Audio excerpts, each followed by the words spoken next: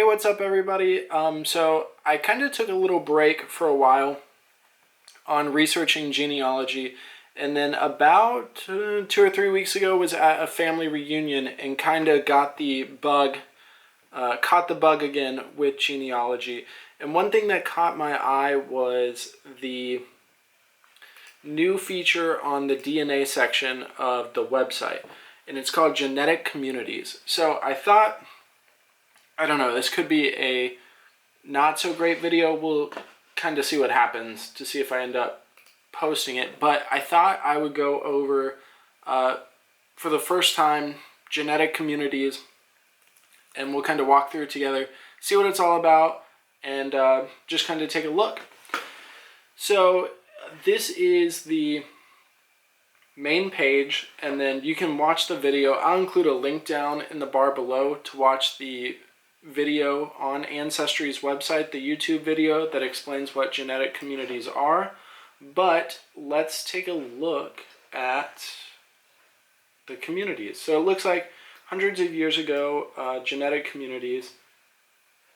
I've got one genetic community, so let's click on it and we'll take a look what it is.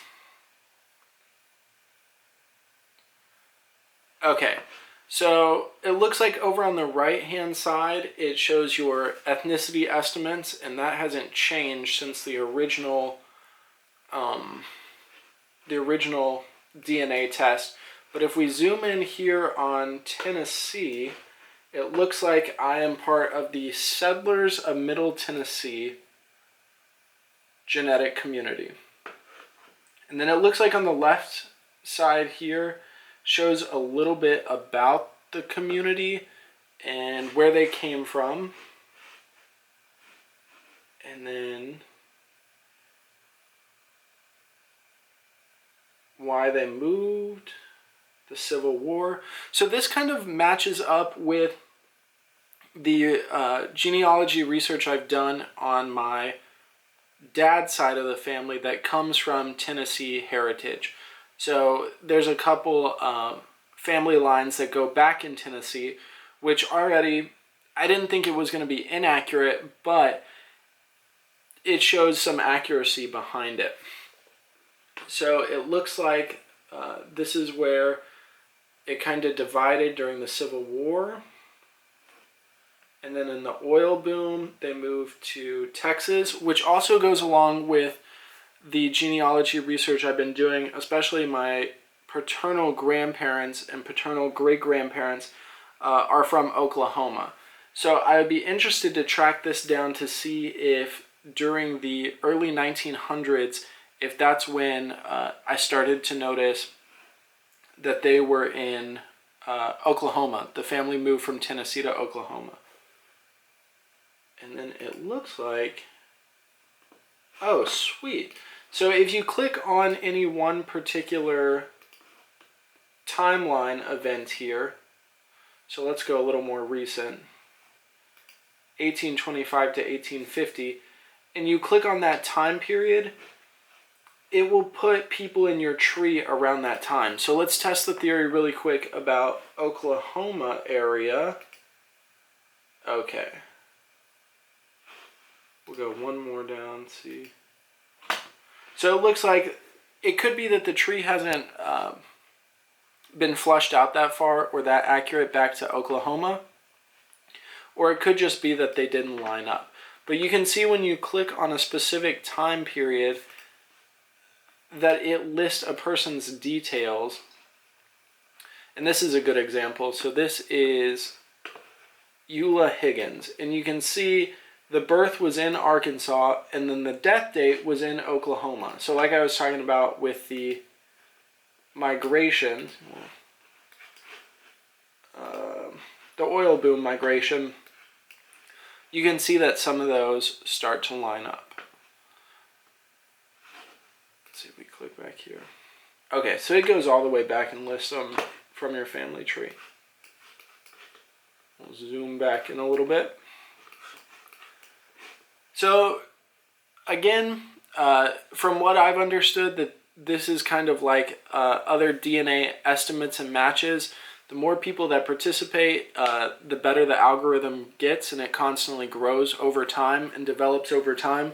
So this could constantly adapt and change, as well as the possibility of additional genetic communities starting to pop up. Now, I was reading an article that one lady said she knew she didn't have Mormon lineage in her genetic community, but the site looped her into that same genetic community. And she said she had gone back and done flushed out the tree farther back to double check, and she didn't come up with anything. So I don't know what could have happened in that instance or what it could have caused it, but that's an interesting thing to kind of take a look at. So I'm going to definitely play with this some more, see what else happens with genetic communities. It looks like an awesome feature. And then I'm also interested to see if any other genetic communities pop up as time goes on. So it looks like last thing we'll take a look at is I was looking in the story feature of the site, and then if we click over to the connection section, it tells you a little bit more about the possibility. So it's saying your DNA indicates that it's possible you're a member of this genetic community. Our confidence that you belong is about 40%. So again, things to know. Take everything with a grain of salt. Nothing, the site will develop as time goes on, and it'll be interesting to track other people's accuracy with genetic communities and see what's up.